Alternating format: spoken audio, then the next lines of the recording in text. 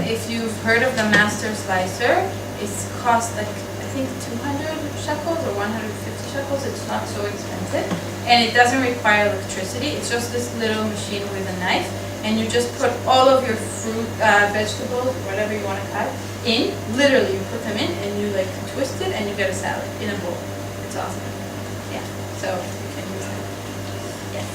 Do you get your blood values checked regularly? That's a good question.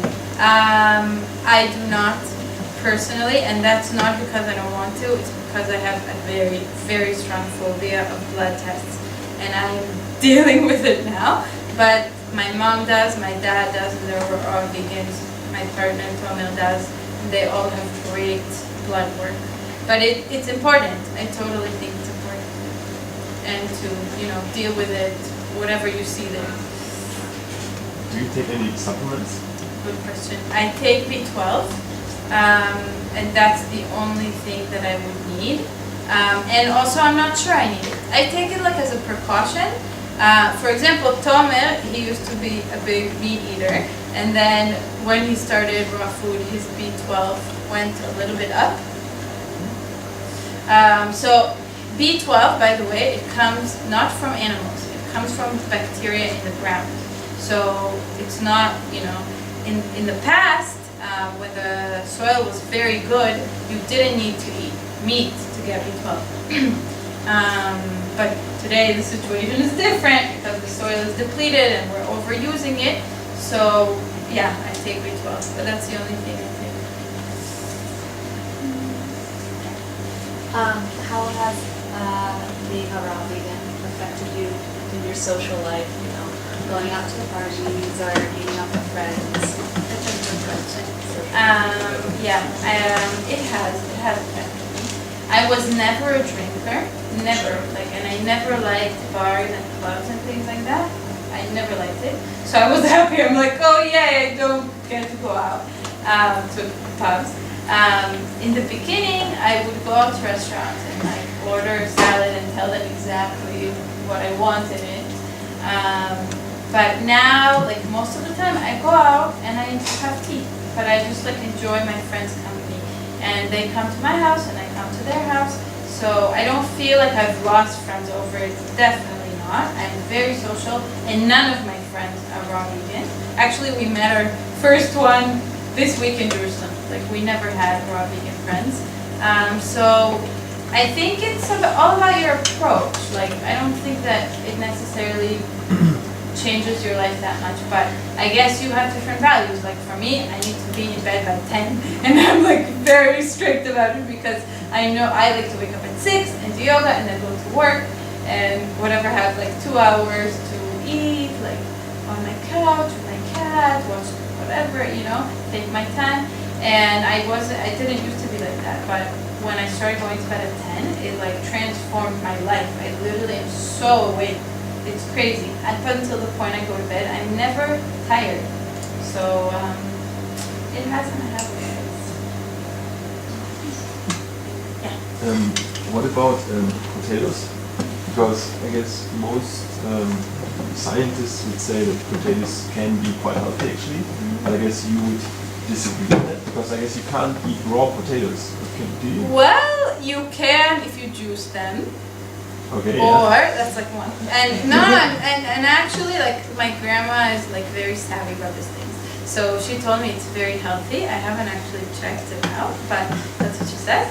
And also you can dehydrate. So I didn't mention this because I guess it's complicated, but instead of cooking, where a lot of raw foodies do, is dehydrate, and it's like a machine that doesn't go above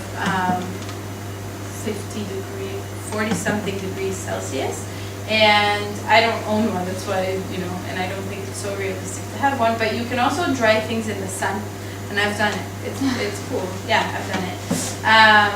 In the summer, here when it's really hot. But yeah, so you can dehydrate potatoes, and people do it. They slice them very, very thin, and then they get chips, because dehydrator takes out the liquid.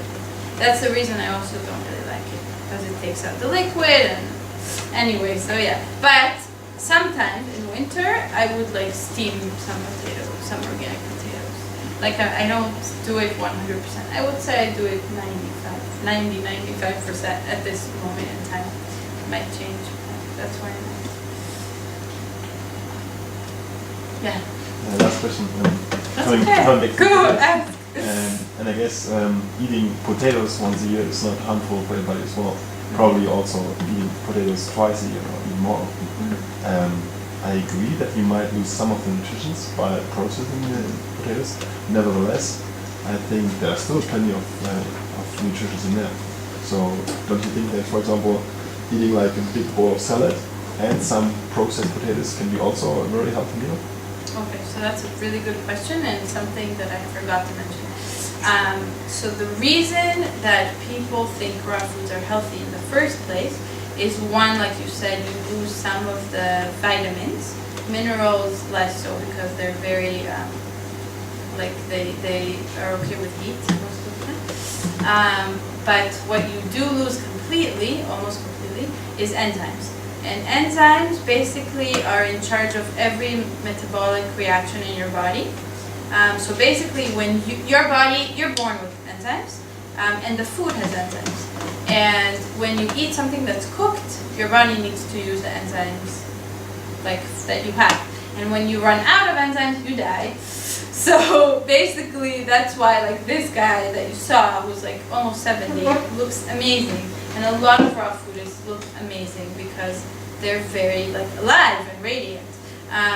Now, that being said, I believe in that. That doesn't mean that you should never, ever, ever eat cooked food. And I really like what you said about having like a salad and something cooked. And that's okay. So like sometimes I have like steamed things. And also, as I said, like in the beginning, I did cook. I just knew my ingredients. I knew this is quinoa, okay.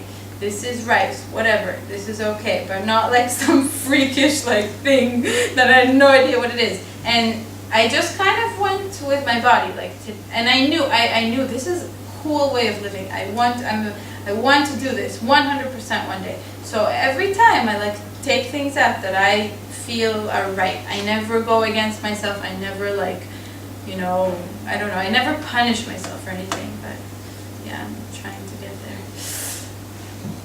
Any more questions? Feel free. Yeah. Okay, what about soup? It's boiled, right? And if I know all the ingredients, so is it? Good question. So what I used to do, and I still sometimes do it, is I steam like different vegetables, and then I put it in a blender with like a little bit of sea salt and lemon juice, and I have a soup.